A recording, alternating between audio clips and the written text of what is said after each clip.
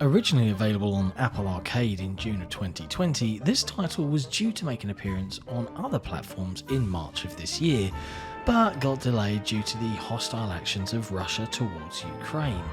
With a story consisting of Soviet protagonists and themes, there could probably not be a worse time for developers The Chinese Room to release the game into the Western market. But any long-term fan of Russian culture and Ray Harryhausen films may want to check this one out. Come with me then, as we go on a rather fantastical voyage in the XboxEra review of Little Orpheus.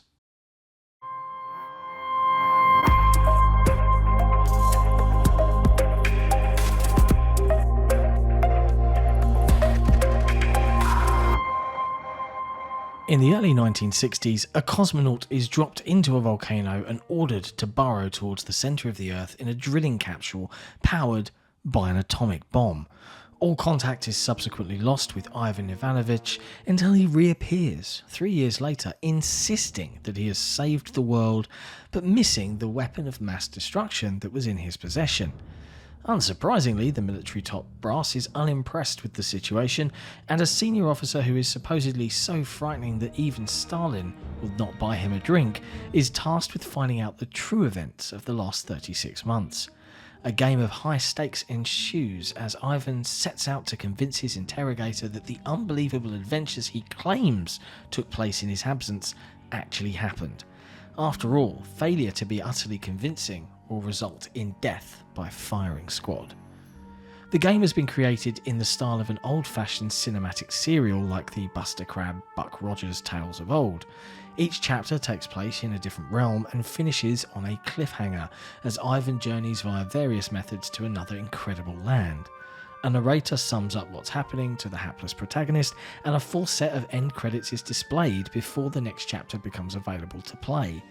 This is a stylistically bold choice, and as someone who grew up watching this kind of thing, even Doctor Who ended each episode on a moment of peril back when it was worth watching, I enjoyed its nostalgic effects.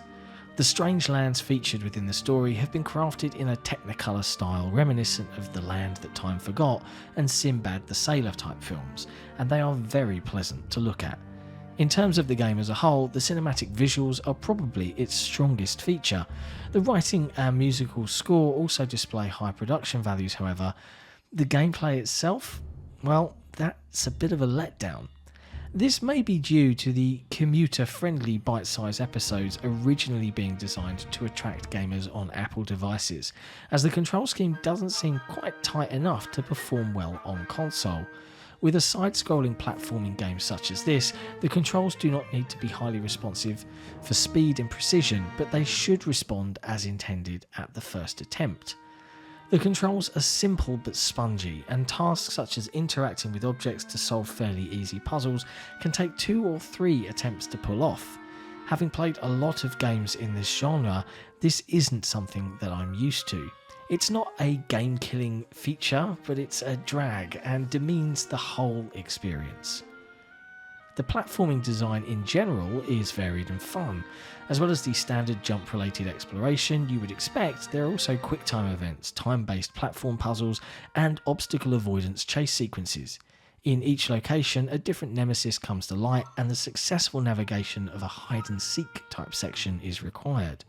If you've ever fantasized about hiding from a T-Rex or a giant parasite within the belly of a whale, well, this is your chance. As Ivan stumbles from one misadventure to another, he's required to traverse everything from ancient architecture to an extraterrestrial environment, and subtle tools are introduced to help him on his way. For example, in the underwater sections, a device used to enslave creatures in an earlier level can now be used as a diving helmet to help keep him alive. Giant bubbles are useful to float him over hazardous reefs, and low gravity on the surface of a planet can be used to jump over loftier obstacles.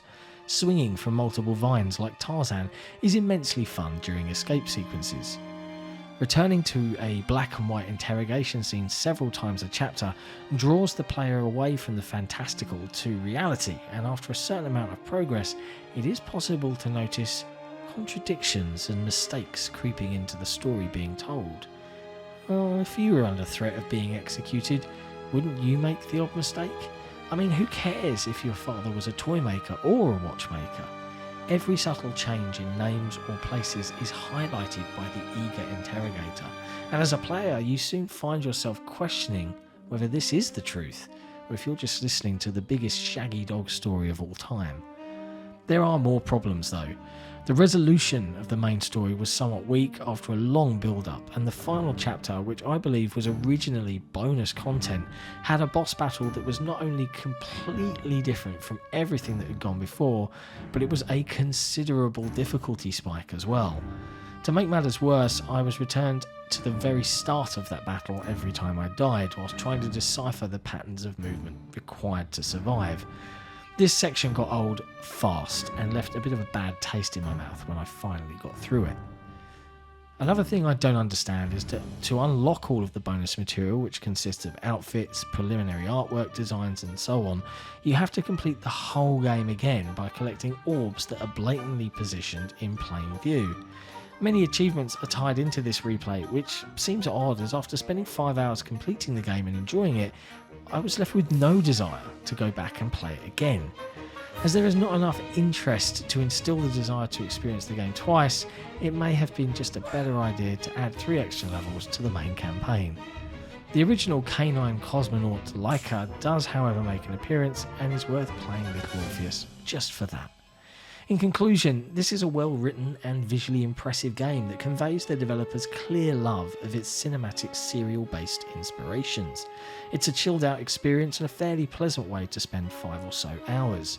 Unfortunately, the simple control scheme proves to not be up to the standard required for a game in this genre, and after a rather weak ending, there is very little replayability for all but the most hardcore achievement hunters.